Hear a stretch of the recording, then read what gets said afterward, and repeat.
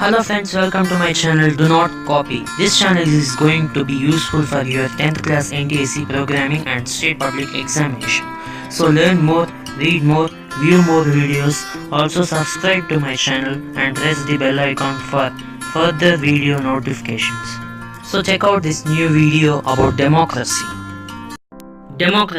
Democracy is the most prevalent form of government in world today, and it is expanding to more countries. It is a form of government in which the rulers are elected by the people. In the words of Abraham Lincoln, democracy is the government of the people, by the people, and for the people. The word democracy is derived from the Greek word demokratia. In Greek, demos means people and kratia means rule. Let us consider the features of democracy with the help of some examples. In Pakistan, General Pervez Musharraf led a military coup in October 1999. He overthrew the democratically elected government and declared himself the president, and in 2002, through a referendum, he then issued a legal framework order through which the president can dismiss the national or provincial assemblies and the work of the civilian cabinet to be supervised by a National Security Council which is dominated by military officers. Pakistan had elections at national and state assemblies, but the final power rested with the military officers, and General Musharraf himself clearly this should not be called a democracy but a form of dictatorship. Thus, in a democracy, the final decision-making power must rest with those selected by the people.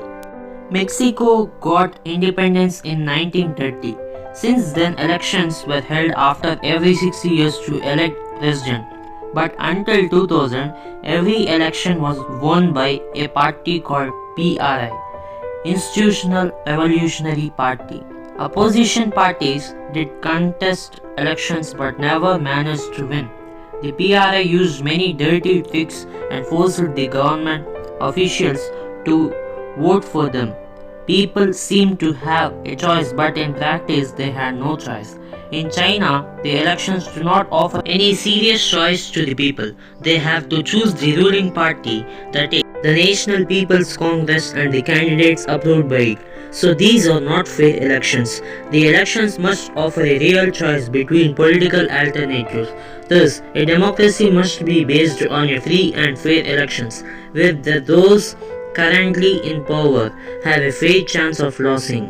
The struggle for democracy has always been linked to the demand for universal adult franchise, which is being now accepted almost all over the world. Yet there are many instances of denial of equal right to vote.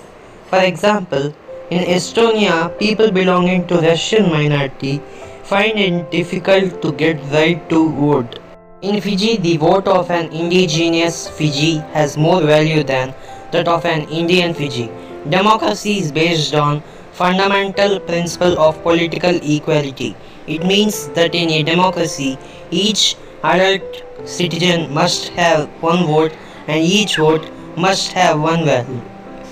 Zimbabwe attained independence from white minority rule in 1980.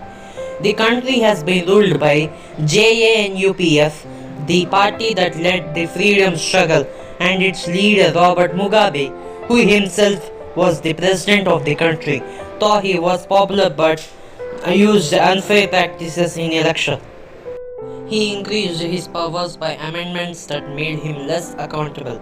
Opposition parties, public protests and demonstrators were all suppressed. Press, media and court gave only the ruling party's version.